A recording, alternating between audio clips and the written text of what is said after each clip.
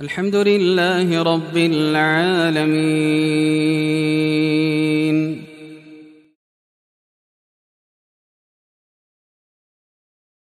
Assalamualaikum warahmatullahi wabarakatuh. Innal hamdalillah nahmaduhu wa nasta'inuhu wa na'udzu bihi min shururi anfusina wa sayyiati a'malina. May yahdihillahu fala mudilla lahu wa may yudlil falan tajida lahu waliyyan mursyida. Allahumma shalli ala Muhammadin wa alihi wa ashabihi wa man tabi'ahum bi ihsanin ila yaumil qiyamah. Pemirsa yang budiman, alhamdulillah kita dihadirkan Allah di bulan Ramadan ini dalam keadaan sehat lahir batin. Semoga dengan sehat lahir batin kita menambah bakti kita kepada Allah Subhanahu wa taala. Dan semoga kiranya kita yang hadir pada channel ini dipertemukan Allah di dalam surganya. Allahumma amin. Ya ayyuhalladzina amanu kutiba alaikumus siyam kama kutiba alal ladzina min qablikum la'allakum tattaqun. Hanya orang-orang yang bertakwalah yang diberi Allah jaminan bisa memberikan yang terbaik dalam melaksanakan ibadah siyam. Karena orang-orang yang bertawakal dan bertakwa itulah yang bisa menjalankan perintah siyam. Puasa tidak hanya sekedar menjalankan rutinitas, tetapi puasa adalah panggilan iman yang sangat dalam. Man shoma ramadhana imanan wahtisaban ghufira lahu ma taqaddama min dhanbi. Barang siapa yang berpuasa di bulan Ramadan hanya mengharapkan ridho Allah SWT, dosa-dosanya diampuni Allah tahun-tahun yang kemarin. Pemirsa yang budiman, ya, Ramadan adalah sebuah impian buat kita yang beriman.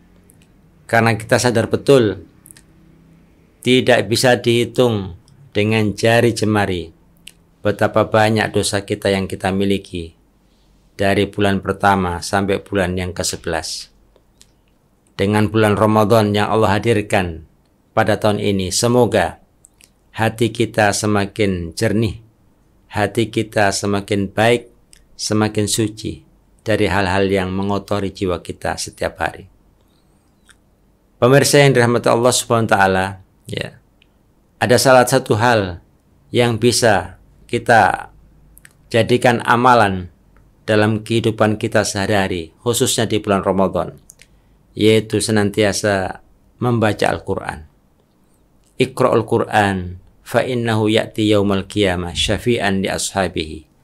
Bacalah Quran karena Quran nanti nolongin kita di hari kiamat. Tidak ada yang bisa kita andalkan amalan-amalan. Salah satu amalan yang mudah kita lakukan ada di antaranya adalah membaca Al-Quran.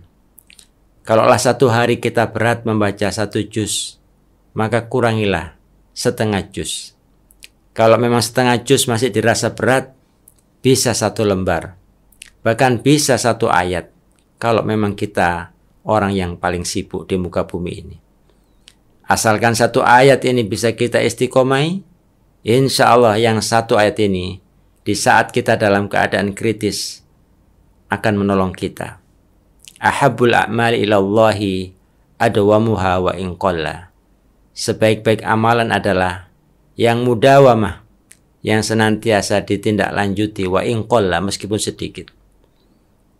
Usahakan habis sholat subuh, wabil khusus bagi bapak-bapak, ketika pulang dari masjid, jangan disentuh dulu HP-nya. Ambil itu Al-Quran, ajak anak kita, ajak istri kita untuk mendengar tilawah dari bapak-bapak. Betapa bahagianya keluarga kita kalau seorang bapak senantiasa menghadirkan wahyu Allah di dalam rumah tangganya. Para sahabat di saat menunaikan sholat subuh di Masjid Nabawi, senantiasa rumah-rumah yang mereka lewati terdengar di dalamnya ada sayup-sayup suara orang yang membaca Al-Quran. Kalaulah bapak-bapaknya pergi sholat subuh di Masjid Nabawi, lantas siapa gerangan yang membaca Quran di dalam rumah itu?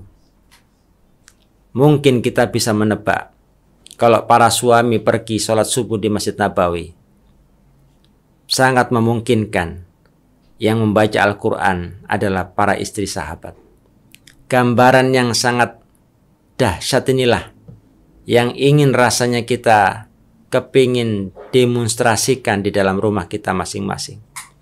Satu ayat asalkan kita mau istiqomai, insya Allah ada sebuah kebahagiaan di dalamnya.